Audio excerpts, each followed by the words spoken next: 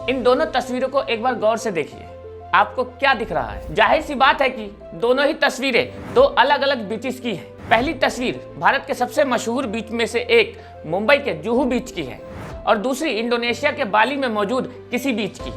गौर करने वाली बात है कि दोनों के किनारे बालू उपस्थित है और दोनों ही में सेम डिहाइड्रोजन मोनोऑक्साइड वाला पानी भी।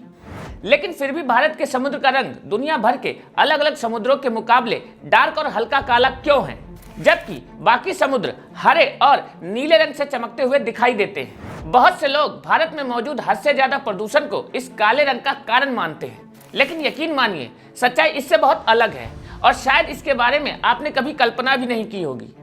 आज के इस वीडियो में हम इसी गुत्थी के पीछे की सच्चाई को समझने वाले हैं। हम जब भी समुद्र के पानी की कल्पना करते हैं तो वो हमें नीला ही नजर आता है, लेकिन हकीकत तो यह है कि समुद्र या पानी का कोई रंग ही नहीं होता। सच्चाई तो यह है कि बहुत कम जगह ही ऐसी है जहां समुद्र का पानी नीला और क्रिस्टल क्लियर होता है। बात करें अपने भारत की तो यहाँ पर आप केवल अंडमान निकोबार और लक्षद्वीप में ही नीला समुद्र देख पाएंगे, लेकिन इनके अलावा दुनिया के 90% ओशियंस में कहीं मटमैला तो कहीं डार्क कलर या कहीं कहीं ग्रीन कलर का पानी भी दिखाई देता है। लेकिन ऐसा क्यों? चलिए इस बात की गहराई को शुरू से जानते हैं। दोस्तों, जैसा कि हमने आपको बताया कि समुद्र रंगहीन होता है, लेकिन जो एलिमेंट इसे रंग देने के लिए सबसे ज्यादा जरूरी है वह है सनलाइट। दरअसल सूरज की किरणों में से मौजूद विब्जियोर कलर्स में से red, orange, yellow, green, Indigo और वायलेट रंग को तो समुद्र एब्जॉर्ब कर लेता है, लेकिन नीले रंग की वेवलेंथ बाकी सब के मुकाबले छोटी होने के कारण समुद्र का पानी उस नीले रंग को रिफ्लेक्ट कर देता है, जिस वजह से समुद्र के पानी का रंग ऑब्जर्वर को नीला दिखाई देता है।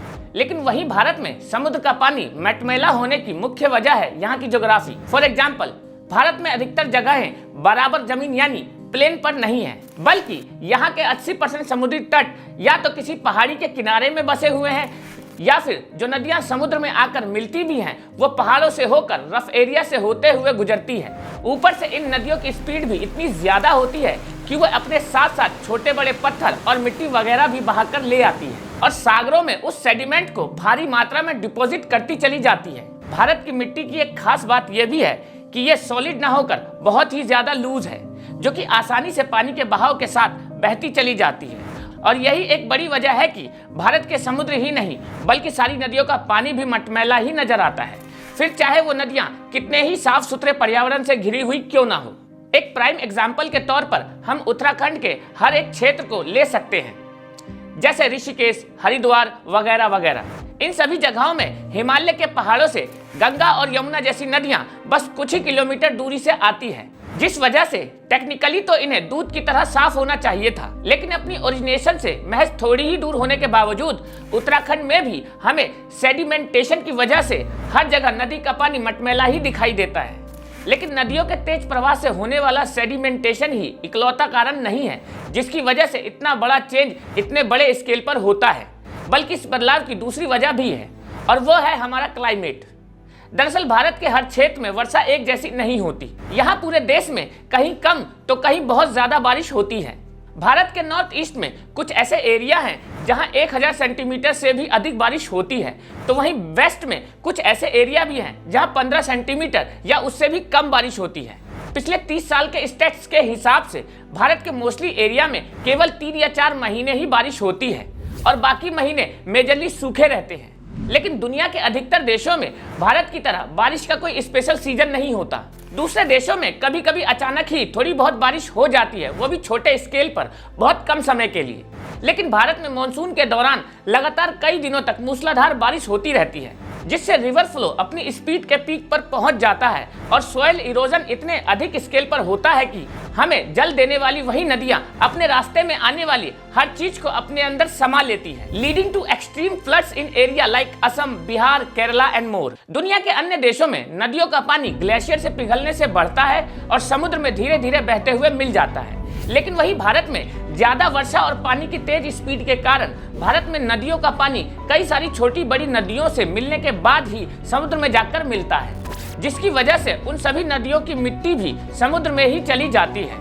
अगर आप इंडिया का मैप उठाकर देखेंगे तो साफ दिखाई देगा कि किसी भी समुद्री area, for example gulf of Khambhat को भी अगर आप सैटेलाइट से देखेंगे तो आपको दिखाई देगा कि जहां से नर्मदा नदी गल्फ ऑफ खंबाट में मिल रही है, वहीं से नर्मदा नदी से आया हुआ मटमैला पानी भी समुद्र के अंदर जा रहा है और इसी वजह से नर्मदा का पानी गल्फ के पानी को भी काफी हद तक लाइट ब्राउन कलर बना देता है। अगर इसी केस को ध्यान में रखते हुए हम इंडोनेशिया के मैप को या फिर दुबई मैप को देखें तो वहाँ कोस्टल एरिया के पास ऐसी कोई भी नदी नजर नहीं आती जिसके पानी में मिट्टी हो, और इसलिए वहाँ के पानी का स्तर कम होने के बावजूद भी समुद्र हमेशा क्रिस्टल क्लियर और ब्लू नजर आता है। भारत के साथ साथ कई अन्य ऐसे देश हैं जो इस समस्या से जूझ रहे हैं, जैसे कि बांग्लादेश में तो यह समस्या भारत से भी ज्यादा है क्योंकि यहाँ पर भी बारिश बहुत तेज होती है और अगर आप वहाँ के किसी भी बीच की फोटो उठाकर देखेंगे तो कई किलोमीटर तक आपको नदी वाटर ही दिखाई देगा। इसी के साथ चलिए अब आज के अपने लास्ट रीजन की ओर चलते हैं, जो है पानी की गहराई। दरअसल पानी की गहराई भी उसके कलर के चेंज होने का मुख्य कारण होता है।